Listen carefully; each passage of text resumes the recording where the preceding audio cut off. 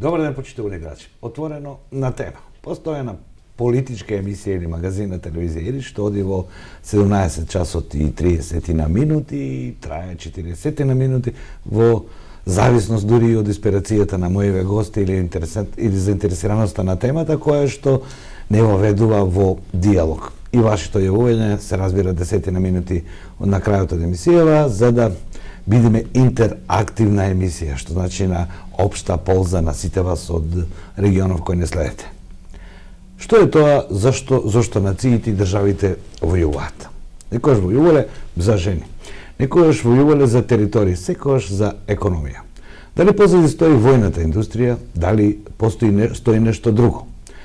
Од 1969 година кога е донесен акциониот план за енергетика на Соединетите американски држави, војните во светот се водат за енергетика.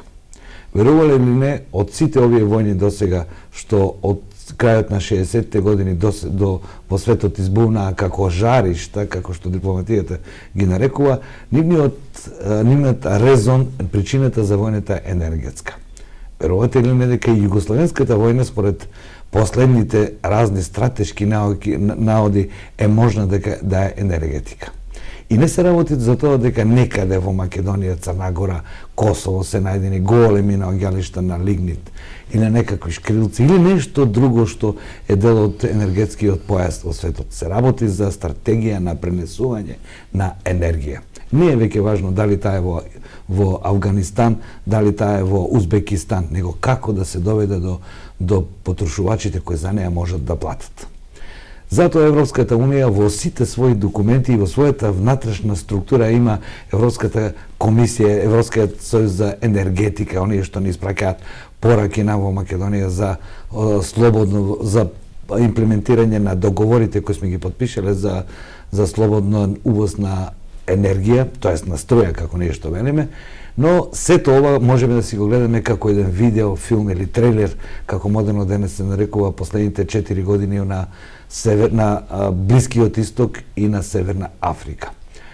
Првата криза избавна во Мороко, помина за едно 20 на дена, а се работи за еден голем нафтен терминал што треба и терминал на газ кој треба да биде првиот приклучен дел од трансатлантскиот код или вод. Тоа доаѓа таму некаде каде што е снимен познатиот филм Казабланка. Подоцна како домино ефект на сите држави од северноафриканскиот континент. А сите беа далеку најевропски во однос на муслиманскиот или пакистанскиот средноазискиот код на однесување, облекување, комуникација со светот. Тунис е француска колонија 200 години. Во Тунис се зборува паралелно Франција, француски. За Либија да не зборувам. И во износот на оно што Гадафи го остави, ако не зборуваме за некои други демократски чинители, но позади тоа стои токму овој вод кој треба да направи голема раскрсница таму некаде кај Ел Аламеин, каде што може да се претоваруваат бродовите или со подземен гасовод и нафтовод, она што во источниот Медитеран е откриено како наоѓалиште за експлоатација за некои 40 години ќе може да биде врвзен јаздол со кој што веќе на Сицилија стасуваш за некои 890 километри, а да не зборуваме за Лампедуза која е многу поблиску и за која што доаѓа дека и Отрантската врата е влез за побрзо доаѓање на сите овие водови кон Европа. Ова изгледа како некоја теорија на заверата, но една од причините е кој ќе го контролира Балканот и токму тоа. Последица од тоа го видовме и во Турција и така натаму. Каде сме ние во сето ова? Ќе ви кажам еден статистички податок кој е нужен за нас новинарите, бидејќи поставувајќи ги темите и диалозите одговарат нашите соговорници. Користењето, објективното користење на гасот од Сибир и од Централна Азија е некаде меѓу 37 и 47% поевтино од користење на традиционалните извори на енергија во зависност од километражата на допремање на тој газ, но и договорите кои се има со основните транспортери на газ. Во светот има 3 такви конгломерати, сите се во Русија, но нивните сметки се во Лондон, се водат од Лондон. тоа да го ставиме за некоја друга емисија, се работи за промет на средства кои изнесува некаде помеѓу 3000 и 3500 милиарди долари. Не знам дали математичарите знаат да го напишат, јас сум само новинар. Да не должам повеќе. Каде е Македонија во сево ова? Јесме да малечка територија која има се на 150 км од север, од југ и 272 км од исток кон запад. Но имам една друга последица. Скопје, а посебно Тетово, последните 4 години во зимо секогаш е најзагадениот град во Европа. Ајде и ние нешто да бидеме на врвот на Европа. Каде е излезот? Порачена е една студија од Министерството за животна средина од европските консултантски куки, не знам колку е платена, имав шанса да ја прочитам, бидејќи тоа е јавен документ, во кој што опишува дека најголемиот процент од загадување на воздухот во Македонија е нашето користење на дрва како огрев. Никогаш досега не се експлоатирал тој податок. Но кога Финска донесе одлука да не смеја да се сечат шумите, кај нас испадна како паралела да разговараме за тоа. Значи ние ги си го голуваме планините и го загадуваме воздухот. Каде не излезот? Зошто тој газ не заобиколува? Можам вака да повикам некој од професорите од Универзитетот Гоце Делчев кои статистички и научно ќе ни го докажат ова. Но јас навистина сакам да повикам на човек кој има непосредно искуство со тоа што значи една цевка да дојде до границите на Република Македонија, па да се спроведе до првиот објект кој ја користи или да дојде во една, да кажеме, 100 квадратна куќа или стан од 60 на квадрати и едно семејство да тоа го почистува за 3 месеца, колку се намалила сметката или благодетите на она што во Европа се користи 150 години. Знаете ли кога е гасоводната мрежа поставена во Будимпешта? Немате да верувате. 1878 Текилијанумот и Раковци плац е осветлен со плин. Па вие да пресметете колку години. Мој ваш гостин денес е господинот Зоран Китанов, директор на јавното предпријатие Струмица газ, човек кој има искуство од ова. Добро дојдете во моја емисија. Добро ве најдов. Поздрав до вашата телевизија, поздрав до Штипјани, до вашите гледачи.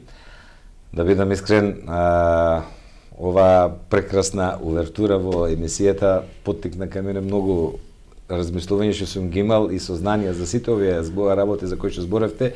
И ако сега имав концепт како да почнем и како да завршам, сега веќе ми се раѓаат и други идеи, но да почнеме со ред. Значи вака,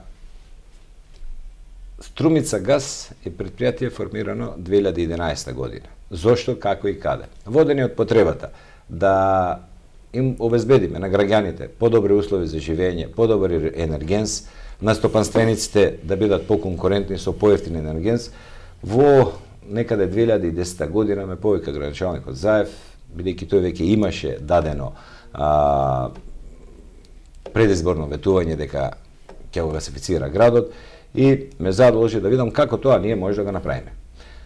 Тогаш видов дека од гасификација, тоест цевка национална што би дошла во пренос, таа се вика пренос, до Струмица, ќе поминат уште многу години и побарав да видам како тоа во светот се решува. Значи, ние не измисливме ништо ново и видов таму каде што има газ, но нема цевка до таму. Има два начина, LNG и CNG.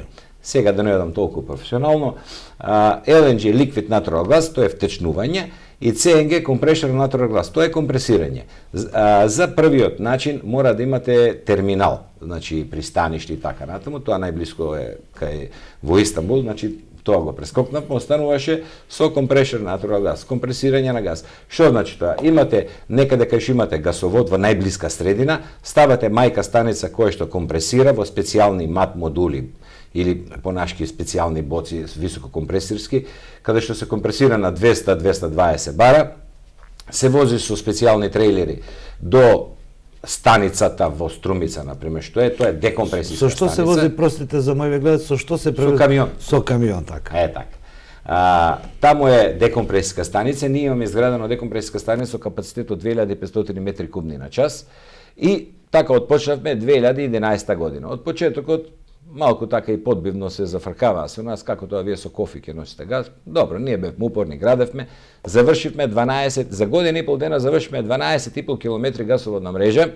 која ја викаме така главна мрежа, која како прстен го опфаќа целиот град и влегува преку главните магистрали во градот, од кои што подоцна почнавме да разгрануваме секундарна мрежа.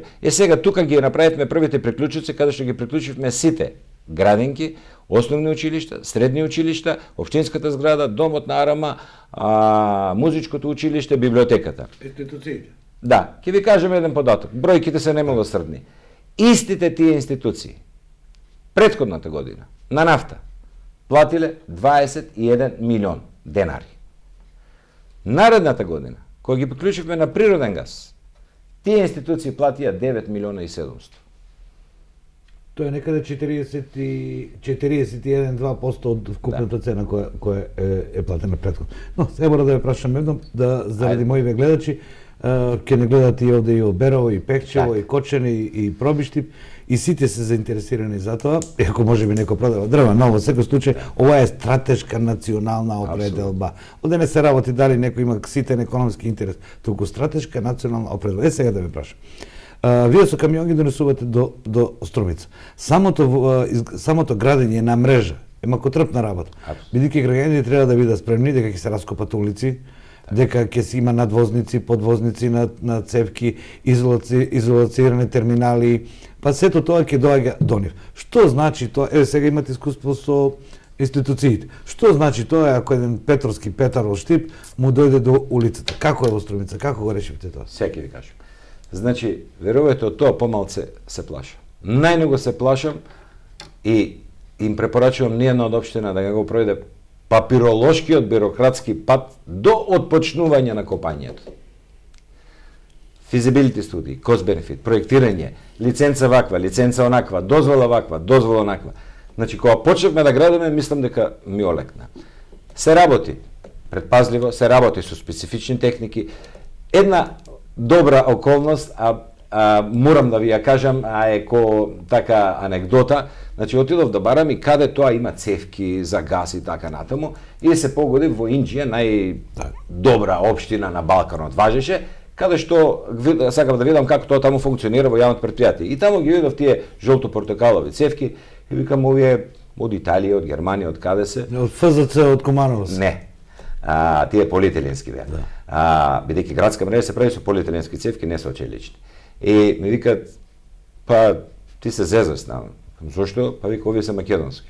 Како македонски? Цевки за газ. Да, бе, вика. И гледам Конти хидроглас. Ајде од Инџија у Конти. Неготино. Сега, Гевгелија. Значи, тие имаат, што е сега предност? Значи, кај нас, освен спојките кои што не се од Џорџ Фишер, македонски проектанти, македонски изведувачи, македонски цевки, македонски надзор, се е македонско. Предноста на тоа е што можете по телефон, бидејќи архитектот нацртал вака и вака, ама кога ќе почнете да копате на терен, изгледа дека тука некој темел има од што знам пред 30 години, па не бива сега со коленото од 45 степена, на еден телефон ќе ти направат се и ќе ти донесат. Тоа е предноста на фабрика што имате во близина и која работи по, морам да пофалам, по стандард на DFLGV, тоа е највисок европски стандард за квалитет. Но, што е тоа кога ќе дојде?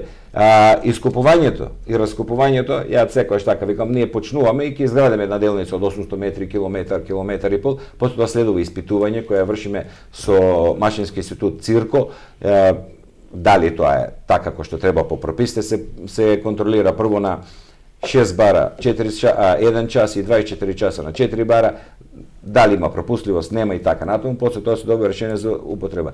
После тоа сето тоа го враќаме во првобитна состојба. Тоа што било асфалтирано. Се извинувам на граѓаните што почекале, улицата била раскопана 10 дена, 15 дена, но не повеќе од тоа. Се враќаме во првобитен ред и се тоа така си функционира. Кога завршиме со приклучоците на овие институции, падна и првото домаќинство. Прво домаќинство во Македонија, и на тоа сум посебно горд, бидејќи тоа не може никој да ме го земе, тоа ќе остане во историјата. Прво домаќинство во Македонија гасифицирано е во Струмица. До ден денес имаме изградено со собствени средства, исклучиво без никаква помош од буџетот на општина Струмица, имаме 25 километра гасоводна мрежа изградено од полиетиленски чевки на 4 бара со профил Тој што е главниот дел, заборав да напоменам, од 12 километри со прстенастиот дел, тој е со голем капацитет, со цевки од Фи 110 до Фи 350 и одговорно ви тврдам, во Струмица следните 50 години облакодери да никнат, тоа не треба да се чепка. Сега е само секундарната мрежа. Приклучокот до граѓаните од почетокот беше нормално скептично, како ќе биде, што ќе биде, кај ќе биде. Јас веќе го имам 3 години, веќе имаме 250 домакинства приклучено.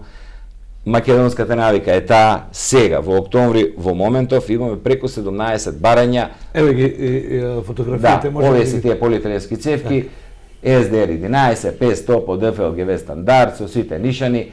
И ова тамо жолтото е приклучок. Жолтото е издушок. Не, тоа е издушок за подпад која проаѓа, каде што доколку настане нешто што треба да настане, може да излезе. Гледате кога се мести на асфалт, мора да биде заштитено плюс со бетонски плочи за тоа да не вибрира, да не оштетува подолу што е цевката.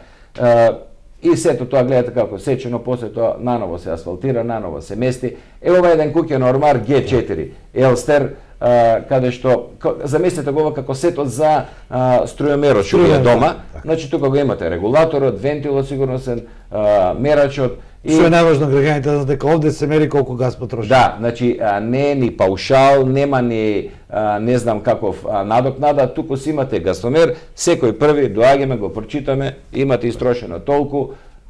Еве ги првите тие дури беа и росветни, така првиот мерак ни беше, беа многу, овие се во институциите, тие се со голем капацитет и задоволството, еве станицата што ни е декомпресиска, таа е од најреномираната светска корпорација Галилео, која што работи по систем на SCADA систем, значи буквално од канцеларија. Еве што зборуваме за еве ги мат модулите. Да. Значи тука нон-стоп имате мат модули полни, камионот како што почнува да се празни, ќерката и вика на мајката, се празнам. Мајката станица во Петрич почнува да полни и тоа е тој временски период на баланс, доаѓа, ги заменува, нон-стоп тоа циркулира и воопшто тоа не е никаков проблем, нити е некоја, тоа е нешто вообичаено секаде во свет каде што немате цевка или па некаде и каде што има. Јас сум го видел во Минхен, имате скијачки центар, се тама работи да носат Алпите цевка, но овој начин функционира. Ова е со тоа челно заварување, на патот е ова спрема Дабиле, спрема бугарска граница. Тој дел го завршивме, тие детски болести ни завршаа, паднаа првите приклучоци, отпрвен страмежливо, но добро е што јас, некоја моја упорност, ги поканив сите, така да кажам, светски реномирани компании кои што ги имаат тие котли на газ, да повелат да дојдат кај нас и се застапени буквално најдобрите брендови, Weishaupt, Fistmann, Buderus, Bosch. Што се тие котлите на газ? Котлите на газ е една прекрасна работа, да ви кажам, нема да верувате, тоа е котел на газ е 80 сантима висок, 40 широк, 30 длабок и сите тие се така концепцијски направени секаде. Значи во исто време имате еден извод кој што грее парното и другиот дел кој што грее топла вода, независен еден од друг. Значи усред, и сега ќе ви кажам, летно време една фамилија 4 члена за ќе кажам за бањање или за топла вода во кујна и така натаму, плаќа 300 до 400 денари. Така. Инвестицијата на се исплати. Сега морам овде да ви поставам уште едно прашање, бидејќи правото на корисниците секаде во Европа е такво, дали ќе одат преку централен систем или поединечен систем во кој што постојат греалки, постојат кујни во кој што имаш шпоред кој знае и да пече, може да пече на газ, да се користи како во Европа. Но овде е потребно и на друга работа, тоа е сертификати за оджаци, дали се исправни, потребно е некој кој ќе направи дозвола кога се веќе направи проценка на тоа, дали таа инсталација внатре е опасна и да кажеме дека е задолжително со закон. Сега уште кај нас ќе донесуваме такви закони, баре знам во Унгарија, каде што се ставаат мерачи на секоја просторија во која што ако воздухот дојде до заситување на газ, било случајно, тој почнува да пушта писок во кој што ти на следната затворачка го затвораш газот. Да, вака. Значи тоа го има кај нас, меѓутоа една голема предност, значи едно нешто добро што Македонија толку касно се гасифицира, е што сите тие детски болести веќе се надминати, овие котли се буквално совршени. Сега, ова што рековте за оџаците. Веќе не се користат конвенционални, се користат исклучиво кондензациони котли. Кондензационите котли имат искористеност од 109%. И тие имаат собствен издув, значи не мора да ги ставате во тој оџакот од куќата. Така, можете на зид, тоа е со 8 сантима отвор на самиот парапетен излаз, така. Значи, тој на самиот на сопствениот издув има и усис. Значи, надвор изнесува, но тој е кондензанс, пареа е, не е тоа гасот со горива 98%, тој е најчист енергенс. И од надвор го зима чистиот кислород. Значи, овие котли не зимаат кислород од просторијата. Така.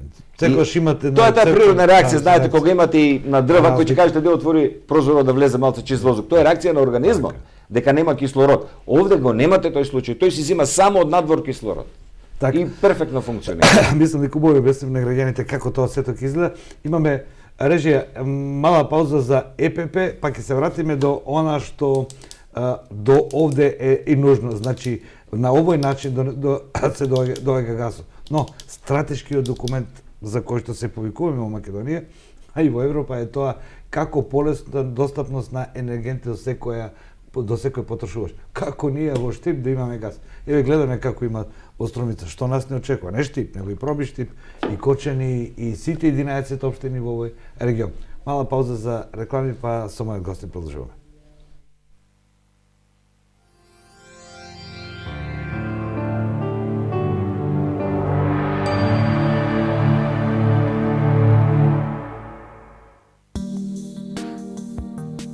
Адора Флейтайрон во срцето на Скопје и Адора Даймонд Гарден во Скопски Карпош Тафталиче. Станови и деловни простории со иновативен стил и префирет дизајн. Природна светлина, свеж воздух, зеленило, дрво, камен и амбиентално осветлување. Светски квалитет на домување по македонски цени. Ова лето почнувајќи од 1150 евра со вклучено ДДВ и најповолни каматни стапки од само 2,9%. Адора Инженеринг, 14 години докажано најдобри. 1, 2, 3. Drink check, традиција цел век, дизин алкошмек.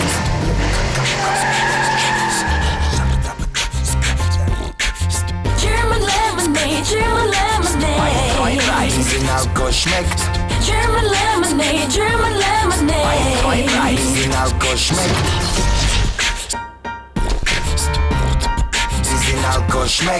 Хумана НТС нуди се што им е потребно на старите изнемоштени лица и лицата во социјален ризик. Наместо вие да трошите време, ние за вашите пари посредуваме околу вашите потреби и доставуваме се до вас и вашиот дом. По поволни цени вршиме услуги на набавка на рецепти и лекови и набавка на секакви упати. Ве придружуваме при закажани прегледи наместо вашите најблиски. Ви помагаме при транзиција од болница до домот и обратно. Помагаме и посредуваме при комуникацијата и прибавувањето на потребните документи од државните институции. Вршиме пазарување, плаќаме сметки и посредуваме околу било каква ваша проблематика и сето тоа преку разговор и дружење. Хумана НТС, затоа што секој заслужува полесно и поудобно секојдневие. Секогаш можеш да направиш супа. Но можеш ли да измамиш насмевка? Да ја вратиш страста? Да подариш топлина?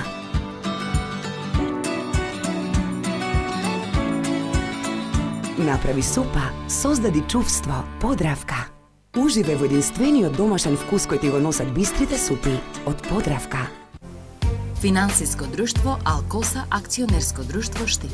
Во чекор со вашите финансиски потреби. Алкоса овозможува кредити на правни и физички лица. Потрошувачки кредити, кредити со залог злато, хипотекарни кредити и кредити со залог депозит или девизи. Ве очекуваме со одлична понуда. Вршиме откуп на краткорочни побарувања.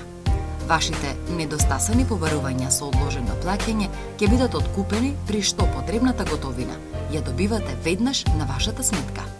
Во чекор со вашите финансиски потреби. Алкоса Штип. Кога на пријателството ќе додадете забава, на разговорот убави вести. И кога ќе споите право место со право време, поминато заедно со саканите, тогаш сте ја направиле правата комбинација. Направете го вашиот VIP комбо и заштедете. Искомбинирајте телевизија, интернет и фиксна со 2 VIP мобайл линии со неограничени разговори кон сите мрежи за само 2059 денари месечно и намалете ги трошоците. Плюс добите Sony Xperia E5 за 0 денари. Јавете се на 0800 78 787 и нарачајте. Повеќе за вас. VIP. Слушај, салатата е супер, ама мора да подмачкаме. Во се ще го пробате зејтин. Ајде, здрави. Не бе!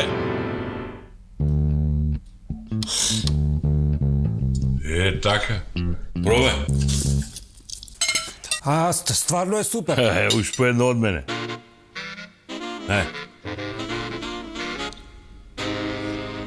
Батка, значи стварно масло е зејтин. Брилијант и се е како подмачкано. Сдружение на возачи ви нуди технички преглед на моторни возила, бесплатен сервис за ситни поправки, тиснување на број на мотори и број на шасија, издавање на меѓународна возачка дозвола и дозвола за управување со туѓе возило во странство, издавање на зелена карта и осигурување. Сдружение на возачи, телефон 392 387.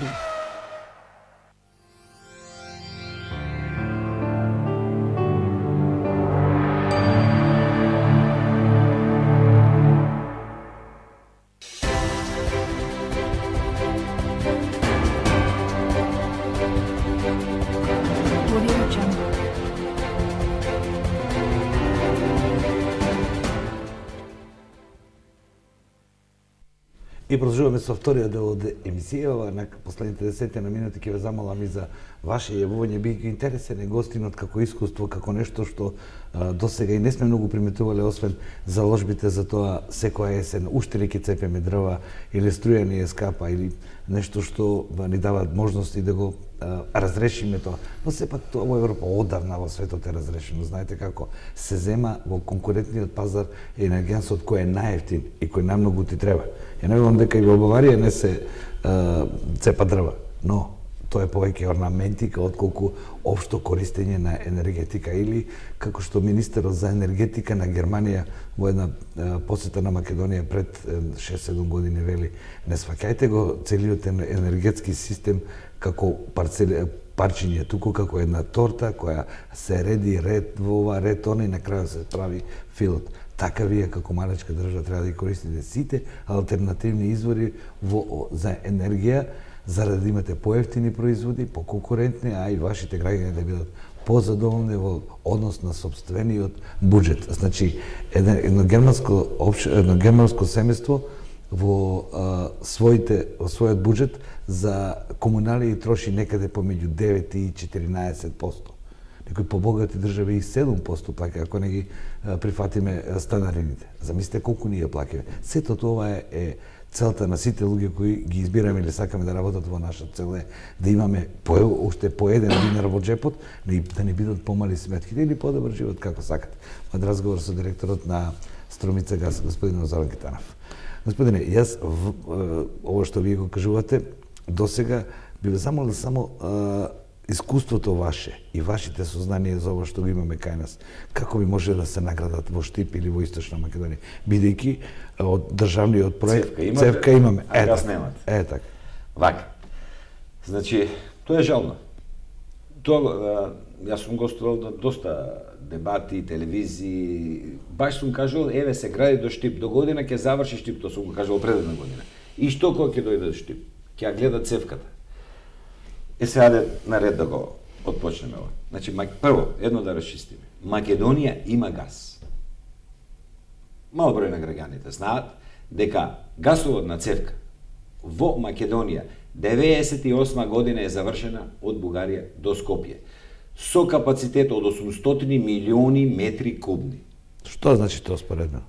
Значи, до сега, до ден денес, искористеноста е 12%. Чуму овие приказки Јужен тек, Северен тек. Ние тоа што го имаме, го немаме искористено. Од 98 година до денес, тогаш се приклучени Алкалоид, Пивара, Европа, Комуна, Железара, и тие користат природен газ. Од тогаш 1 метро цевка се нема направено во Скопје. Сега, Штип има цевка, еве ја гледам, и жал ми е кога знам ото ќе продолжам да ја гледам, но се верувам, се надевам дека за 2-3 месеца некои работи ќе се променат во државата, па ќе се укине еден закон за концесии, така ја го викам, на кој што јас бев најголем противник уште со самото носење. Што значи тоа? Пред 3 години се донесе закон, но ние, нашето јавно претпријатие е формирано пред тоа, така да не се однесуваше тоа на нас, се донесе еден закон Македонија да се подели на 3 дела. И јас тогаш на шала реков, мам пак ја делиме. Значи, источна, западна регија и Скопски регион. И тој и да се јават концесионери што ќе сака да добијат концесија за тоа. Се што значи тоа? Некој ако сака да го земе пример Штип или Кочани, мора да земе да гради и во Пекчево, и во Белчево, и во Берово, и во Пробојштип, и во останатите градови. А условите да така напишани, да тој ќе го направи тоа, пушта да даде приклучок за 100 евра, другото го субвенционира инвеститорот, да го користи 20 години и да го даде бакшиш на државата. Ова економија има математика. Не излегува таа математика. Прво. Второ, имате поинвентивни општини, понапредни, поненапредни општини, поинвентивни градоначалници, понеинвентивни градоначалници. Географска положба различна економска. Зошто сега, пример, Штип треба да го чека, што знам, Пробиштип или обратно, Кочани да го чека Берово. Значи, тоа е апсолутно вон норматив. И го кажав тоа нон-стоп, 3 години никој не се јави на тој тендер. Сега, како да го затошкат дека никој не се јави, сега ќе направиме нов проект за гасификација на Македонија, ќе распишеме тендер и пак истото, пак на 3 дела. Сега не 20 години, 30 години, некои 2 реченица да не бива таа работа. Оставете ги општините. А плюс тоа, овој закон за концесии се коси со законот за локална самоуправа. Во законот за локална самоуправа општината е таа што може да се прави водовод, канализација и гасификација. Дозволете и на општината. Општината ќе си најде модус. Дали преку собствено јавно претпријатие, како што е Струмица, дали преку приватно партнерство. Ете, општината и некој бизнисмен од Штип, надвор Штип, било од каде, општината ќе си го најде тој модус. Сега, вие мора да стоите у место, бидејќи нема никој да се јави. И јас не гледам, зошто тврдам дека нема да се јави. Затоа што за Скопје не се јави никој по тие услови. А сега ќе се согласите, Скопје го има концентрација, голем град, скоро 900.000 и све, и пак не бидна таа работа. Доаѓаше една турска компанија, преговараше, италијанска преговараше, ама не бидна ништо таа работа. Но, сега ќе видам малку така со политичка контација, бидејќи ја доаѓам од таа проминенција, знам дека во програмата на СДС за енергетиката, тој закон, така да го кажам, ќе се укине, ќе се остави на локалните самоуправи сами да си го решаваат тоа, а таму каде што нема да можат општините да се ја нема таа моќ или инвентивност, ќе помогне владата со наоѓање на инвеститори и така натаму. Но дајте им шанса на тие што можат. Еве имате во Кочани еден убав проект. Топла вода, од топла вода се греат неколку институции, како што знам. Ама регулатор не им стави надокнада толкава и толкава и не може. Зошто? Јас тоа го имам видено во Кочани, во Минхен, во една општина која бевме во посета, има 2 бушотини на 2,5 километра. 13 милиона евра платиле да вадат топла вода, да ја греат општината и да ја враќат доле. А ние го имаме овде излегуе, ај сега ќе го... Така, како и многу работи кај нас. Сега вака, бидејќи имате искуство околу тоа, еден град околу 50.000, вашата проценка за негова прво гасификација на институциите, колку време е потребно, колку средства се потребни? Сега вака. Иако тоа е сепак парцијална работа. Не. Многу лесно. На физибилити студија ќе го ставам Штип параметар Струмица, бидејќи тука некаде сме. Значи со домакинско работи. Ние, ако ја тргнам колку кошта декомпресиската станица, матовот и така натаму, значи со некои 2 милиона евра направивме 26 километри мрежа гасоводна. Кога би ја завршиле целата мрежа, би биле некаде 50 до 60 километри. Бидејќи тргнувам од тоа да водовод има 85 километри, сега гасоводната мрежа мислам дека со 60 километри би била целосно покриена. Јас испровоциран од некои работи што ги гледам што не ми се допаѓа, бидејќи енергетиката е многу битна работа за една држава. Ние нешто немаме добрите, паметните држави имаат долгорочни, среднорочни планови, ние ни краткорочни немаме за жал. И ја во некој мој излагање викам, добро, дајте ми ги 18 милиона евра што се за панорамското тркало, одговорно тврдам дека 4 града како Штип до последна уличка ќе бидат гасифицирани. Еден когенератор да земе клиничкиот центар по Штип, ќе ви дам една добра идеја. Когенератор што значи? Тој користи газ. Користи газ, произведува струја. Има нус продукт Алспук, така сватете го, топлинска енергија на 500 степени огромни количини. Значи, цел клинички центар да го греете без пари, бидејќи тоа е нус продукт. Со гасот што ќе го трошите, ќе продавате струја. Тоа ли или ќе го осветлувате центарот? Што сакате правите, ваше е. Значи, предност има многу, можност има многу. Толку ли е проблем? Ние во нашата програма имаме. Секој домаќинство ќе му дозволиме на куќите да си стави фотоволтаици. И енергијата ќе му откупуваме задолжително. Ке може ли секој бидејќи таму ја измеме некоја проценка околу 7.000 евра е потребно за да се инсталира фотоволтаична станица на кровот на една куќа, да може да дојде да ги задоволи своите потреби во просторот кога има вишок, да може да се откупува. Тоа зависно од капацитетот, од фирма, но просекот се движи тука некаде. Но јас ќе ви кажам сега за делот што апсолутно го знам до децимала точно.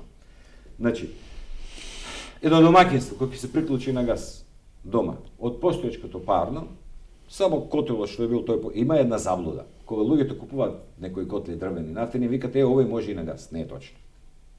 Значи котлите на газ се котли на газ. Инвестицијата горилникот може да биде друга, или котелот со останува на газ. Горилникот тоа може само во овие големите котларници каде што се менува само горилникот. Меѓутоа во куќните што се, значи имате до котелот го ставате овој, имате едно преспојување, еден кондензационен котел, ево 25 киловата, најнов модел со модуларен термостат, со се е некаде 1100-1200 евра. И не ме прашуваат често новинарите, голем ли е интересот. Кој е тој што не сака такво нешто? Кој е тој што сака да носи да цепа дрва? Може би јас сакам на камено да ставам 2 дрва, но тоа од друг аспект. Ова го уклучиш, излегуваш, го наместиш неделно, месечно, дневно, ни тропа, ни буча, цената, нешто што ги интересира граѓаните, бидејќи има разни шпекулации, вака било, нака било. Еве, јас имам дом, од што ги гореам, 185 квадрата. 16 сата на ден, сезона цела, плюс бањање цела година, топла вода за кујна, за садоперачка и така натаму. Мене годишната сметка за ова година ми е 930 евра. Еден стан од 100 квадрата, имаме и првата зграда во Струмица, 72 стана, целосно гасифицирани сите станови. Еден стан од 100 квадрата, сезонска сметка, кој ќе му ги собере сите месеци кога греел, му е од 400 до 450 евра. Што значи сезонска сметка сега? Јас пошто ги гледам кога се уклучува да се грее, да кажеме, од 15 октомври до 1 мај. И му ги соберам сметките, ги поделувам и гледам вкупно колку му излегува. Становите, летно време за користење... Значи тоа е отприлика околу 25.000 денари, 26.000 на сезонска 100 сметка. 100 квадрата стан. Ако ги оставиме на 4, тоа ќе му дојде некаде околу за грејање околу 5.000 денара месечно. Значи, повелете 72 стана во Струмица во една околу зграда. 6.000. Ако јас лажам, направете една емисија, нека ме дементираат луѓето дека не е така. Луѓето се презадоволни. 200-300 денари плаќат летно време за топла вода за бањање. Кој не ике такво нешто? Така, кој ќе изведеш од сметката од струјата и така натаму. Да, ама не уклучуваш бойлер. Така, не вклучуваш бойлер, а ние да ги вклучиме гледачите од режијата ми кажуваат 672-313-672-314 прашање до мојов гостин, а ние ќе продолжиме со разговорот и веднаш ќе ве вклучиме кога вие ќе се јавите. Имаме едно 10 минути, едно 2 или 3 мои гледачи од Источна Македонија слободно може да се јават, а прашањето до мојот гостин, бидејќи ова е тема неисцрпна, можеме да останеме овде до 12 саат, како и секоја иднина, неисцрпноста на разговорите остануваат такви, затоа што, како што вели мојот гостин, кој не сака да му е добро, нели? Господин Гитановски, додека да се јави новиот гледач, сака да ве прашаме една друга работа. Јас така започнав и емисијата. Ние сме мала држава, која секогаш е корисник на она што големите стратегии го прават. Не успеваме, нити можеме, нити на крај крајва дали има потреба да се вклучуваме во ваквите расправи, бидејќи сме мал потрошувач и така натаму. Колку од сето ова што го слушаме, Јужен поток, Набуко, италијанскиот овој ТАП, колку ние од сето ова може да имаме корист, зборувајќи за користење кај нас како енергија. Не да она да некој ни плаки кери, изгледа како тоа се не останува ништо. Тоа само доколку сте транзитен играч. Да. А покрај Бугарија немаме шанса, бидејќи тај е огромен корисник, тоа користи 2 милиарди метри кубни на година и секој сака таму да игра. Значи, вака е преска реков, постоечкиот гасовод е 800 милиони метри кубни. Кога цела Македонија би се гасифицирала, максимум би ни требале уште толку. Значи, тоа сите фабрики, сите домакинства, буквално до секое село село има. Ние голем сегмент удараме сега во струмици на земјоделието и на тие пластаници на сечењето и дроби, бидејќи ние не мислиме за нашите генерации, ги сечиме белите дробови, шумите ги сосековме. Една оранжерија во Струмичко за една сезона троши 800 кубика дрва. Јас тоа до сега го знаев како бројка, еднаш кога видов како изгледа тоа. Во шумското стопанство ја не сум видел толку дрво. Тоа е страшно. Беласица за 10 години отиде. Страшна работа. И ние сега веќе го дадоме на проектирање, прво ќе го гасифицираме Кукличко поле и во програмата што имаме за избори и така натаму, ќе покрај зелената нафта за земјоделците, бидејќи не е исто сега јас да водам Мерцедес S класа за иста цена нафта и тој што користи трактор, значи зелена нафта, ќе има и зелен газ. Што сакам да кажам? Тој што ќе во пластеникот што ќе стаи нема да е на дрва, туку ќе стаи да биде грејењето на газ, гасот ќе биде без ДДВ, субвенциониран и така натаму. Дури и државата ќе субвенционира во преадаптација на котларниците, бидејќи треба, ова е тешко време, крај со крај стрбуваат земјоделците, треба, значи да кажеме, да дае некој се 10-20 илјади евра, зависи од колка во оранжеријата, 50% ќе му ги субвенционира општината, владата. Исто така, имаме еден друг слоган, македонско сонце за македонска енергија. Погледнете околу Штип, редови голи, не се со некои големи шуми, фотоволтаици. Јас сум видел во Минхен кој што има 100 сончеви денови годишно, на парламентот од озгоре на Баварија поставени фотоволтаици. Ние, жалните, мора за да добиеш концесија, па треба вака, треба онака. Не, ние ќе дозволиме секој домаќинство да стави фотоволтаик, секој стопанственик на својот објект да стави фотоволтаик и дело што е за него да се го искористи, се што ќе биде вишак ќе му биде откупено. Македонија мора да инвестира во фотоволтаици, овче полиото, па кога да застанеш дува, да нема ветерници за производство на енергија. Тоа мора подхитно да се промени, но да се вратам на нашето. Мораме за еднината на нашите деца да мислиме, да не ги сечеме шумите, да им оставиме поздрава идеја. Вака. Да повторам уште еднаш 672313 режија, не го гледам на каналот, но 672313 прашање до мојов гости. Една богата со нафта. Се извинувам, го почнавте темата за каде е Македонија, ама ја префрливме. Значи вака, тој гасовод е сосема доволен. Сега се збореше да повториме, гасоводот кај Паланка, тоа е. Да, тоа е тој. Се збореше за уште еден приклучок од Јужен тек. Се да појасниме, гасоводот што доаѓа до Скопје, тој е од Газпром. Јужен тек е повторно од Газпром. Сега Јужен тек сам на себе ќе се конкурира. Но има еден друг што сега се гради, ТАП, Trans-Adriatic Pipeline, тој почнува од Азербејџан, Турција, Грција, Албанија и еден крак врти на кај Црна Гора, другиот оди према Италија. Тоа е проект на Европска унија со сите енергетски компании од Македонија, од Европа имаат тука своји удели, но ќе ви кажам, се доцни, бидејќи тоа не се закупува таму од кој ќе направиш, него кога почнува да се прави, секоја држава си аплицира што со средства, и свеченото отпочнување беше пред 2 месеца во Солун, иако ние имавме изјава од некои наши владини функционери дека сме се договориле, меѓутоа таму немаше никој од нас. Но ние ќе го направиме, бидејќи тој крак Македонија е една запирка, една децимала, 0 позади тие големи играчи. Кракот што проаѓа кај Кукуш. Домислете на 30 км од македонска граница. Значи, обавезно да земеме и од таму еден приклучок, нека се прави после тоа уште еден од Јужен тек, уште еден од кај Ново село, кај Петрич. Тогаш имате конкуренција. Ке дое 1 јануар, ало, ајде да седнеме, дети колку пари. Па тогаш може да направиме, не ни се истоќе гасовод да правиме до Берово. Во ред, една станица компресиска во Штип, камионот до Берово ќе однесе голема работа. Значи, системот на организација на потрошување на природен газ е комплексна работа и за тоа ни треба стратегија. Дека да се јави некој од гледачите, или ако ја развлеков емисијата не со убавите теми, туку со временски, но во секој случај нека се јави секој, кој ќе се јави ќе го ве вклучиме. Ова тема за која што разговараме бара документи. Да. Сите сериозни држави го направија.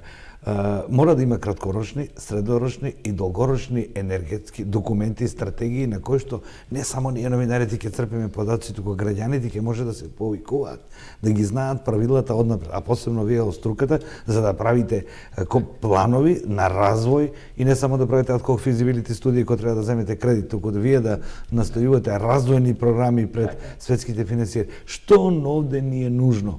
Еве, ќе ги слушаме сите политичари 40 дена. Пак ќе повторам.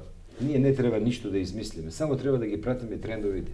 Добив покана јуни месец од Еврогаз. Отварам, гледам Европска унија, сектор енергетика. Не нашле, не поканија. Отидов во Прага, во седиштето на РВЕ. РВЕ е најголема енергетска, една од најголемите енергетски компании во Европа, каде што така да кажам сега свечено не примија, значи како од Македонија први представници што се дистрибутери на газ, да членуваме во тоа нивно тело и ни понудија се што ни треба да ни помогнат, бидејќи главен проблем е тоа што вие не сакајки или намерно преска го спомнате. Знаете што е главен проблем во Европа околу делот на дистрибуцијата на газот? Планирање и снабдување. Бидејќи не може јас колку сакам, ќе кажеш колку ќе трошиш. Една фабрика и тоа и видете овде кај нас тоа регулирано и преска спомнате во јас сега ќе ви кажам во Струмица. Значи делот што е за работа со газ може да го работи само фирма што има лиценца за работа со газ. Проектирањето може да го работи само фирма проектант која има машински проектант со да може да проектира гасификација. И од кога странката ќе го повика тој таа фирма, да кажеме, тие се 3-4 у Струмица сега, бидејќи пазарот си го прави своето. Тие се адаптираат. Профитабилноста ќе си натера да се... Ние доаѓаме и гледаме дали е се изработено според проектот.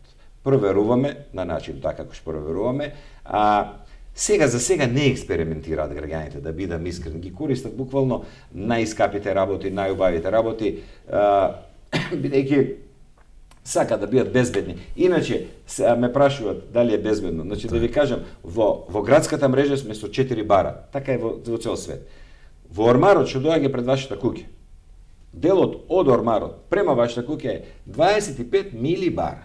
Значи, тоа е да им појасниме на граѓаните, имаше едно гумено црево кое доаѓа до мерачот, слободно може, немојте да го правите тоа, ти не е добро, може да го извадите и вака со рака ќе го посетите, мислам ќе го почувствувате бидејќи тоа шуми и има 10 пати помалку од запалка. Да, запалка така да и капе така да не е ништо страшно. Ова сега морам да ви го поставам како прашање бидејќи некој мој гледач ако може да го вклучиме режија да би ова како дилема кај моите сограѓани во Македонија. На искуството, јас неслучајно реков дека големите европски центри со осветлување на петроле и на газ се по 200-300 години. Но, не имаме се, на искуството и незнаењето најчесто ни вели вака, слушај, не смеам никола да возам на газ, ке експлодира, а дури дома да внесувам несигурноста, така натаму. Еве сега ќе ви кажам еден податок, како новинар, без сака да го прокоментирате пред да се вклучи гледачот. Статистиката вели вака. Незгодите при користењето на газ се најниски во Европа, изнесуваат некаде меѓу 3,7 и 4,2, додека нестрекните случаи при парните котли, при централното грејање, испуштање на енергија и така натаму се некаде околу 5,1, употребата на тврдо гориво е некаде околу 6, нешто, околу теница. Така. И загадувањето преку оджаците од фосилно гориво, се е тоа влезено во оваа статистика. Значи, плинот е најниско. Преска ви реков, едно добро, што ние толку касно се приклучуваме на газ, како држава, е што сите тие детски болести се надминати и таа цела опрема е донесена буквално до совршенство, а конкуренцијата си го прави своето да тука мора се да биде во најдобар ред. Значи, има една разлика, сега граѓаните се уште го мешаат плин, што го викаме ние, тој до сега у боците жолтите, тој е пропан-бутан. Ова е природен газ, метан. Скроз се разликува од овој. Сега, тоа ми беше прашањето. Тоа има една предност. Овој плин што го викаме пропан-бутан, знаете и оваа шпиртолого за кафе варење кој ќе ја смените таа боцата, долго време мириса, бидејќи тој неговата конфигурација таква тој е тежок. Побавно испарува, излегува. Природниот газ, метанот, е многу лесен. Значи да имате најмала дупкичка, отвор, тој веднаш излегува и не имаме испуштено на станицата газ во поголеми количини, 100 кубика, 200 кубика, кога сервисираме, кога правиме. Значи 2 секунди, повеќе од 2 секунди не мириса. Мислам, тој е многу лесен и оди во атмосферата. Делот, што ви го реков, за 25 миливара, тоа е исто така од безбезна причина. Бидејќи кога имате 25 миливара, ова се ова тука просторија, студио, да се наполни со газ, за да имате притисок од 25 миливара, тоа треба денови да поминат и да нема ништо отворено. И некој баш тоа да влезе со отворен оган. Сега ако земе некој со брусалица цевката да ја сече, па да го напомне така.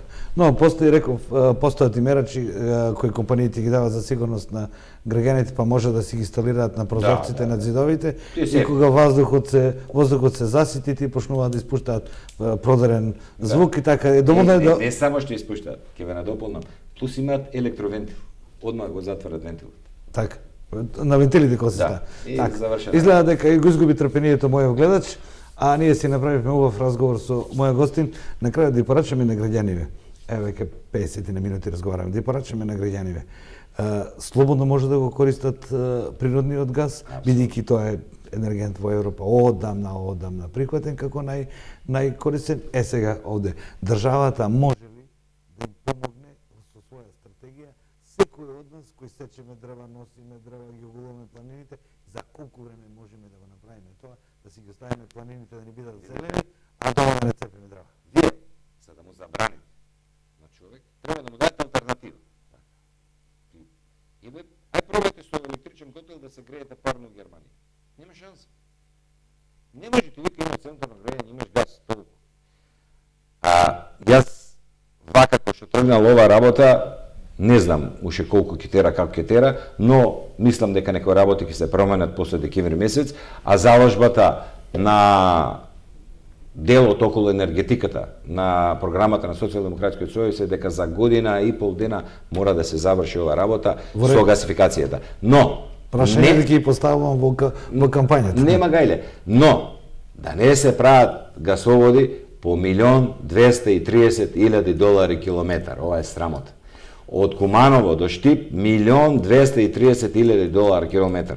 Па Карпатите и Алпите да ги проаѓаат, да ги бушаат, таа немаше да биде цела. Нека направат тоа институциите на системот, јас само ве прашам, благодарам што бевте дел од моја емисија. Кога сакате. Мислам дека моите гледачи од овој дел на Македонија добија квалитетни информации околу тоа што ги очекува и кои се предностите на што ние веќе си го направиме.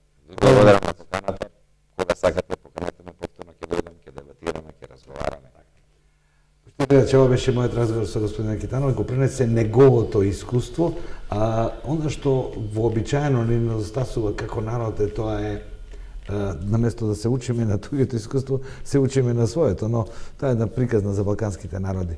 Она што е достигнато како наука и како пракса мора да се почитува, мора да се имплементира, да се стави во погон, затоа што користа е наша, не на некој друг. До новата емисија дојде.